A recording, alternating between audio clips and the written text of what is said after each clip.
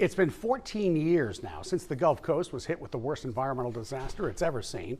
Deepwater Horizon explosion killed 11 workers on the oil rig, sent more than 8 million barrels of oil into the Gulf of Mexico.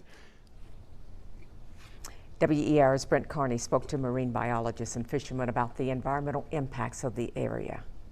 The BP oil spill of 2010 was considered the worst oil spill in U.S. history. 8 million barrels of oil spewed into the Gulf of Mexico, fouling 1,300 miles of shoreline along the Gulf Coast.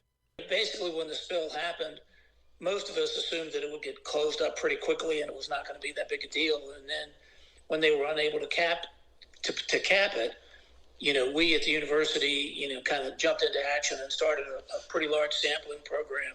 The damage from the oil spill would be catastrophic. More than 1,300 sea mammals and sea turtles would die.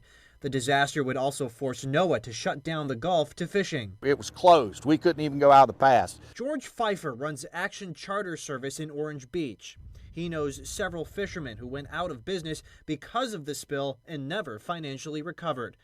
Those who did said they noticed a decline in the number of fish they saw. What's happened is the oil kills off all the little fish, but the bigger ones were caught in great numbers.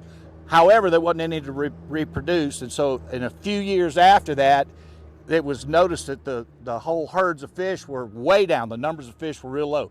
The environmental impacts from the spill were extensively studied by the Dauphin Island Sea Lab in Alabama.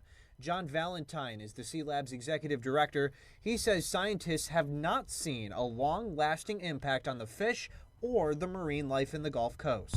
The Gulf was pretty much primed to recover from this because of all the microbial activity up in the water column.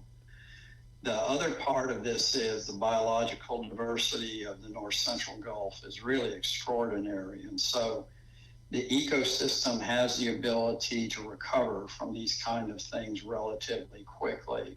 The Gulf Coast has also recovered economically and socially.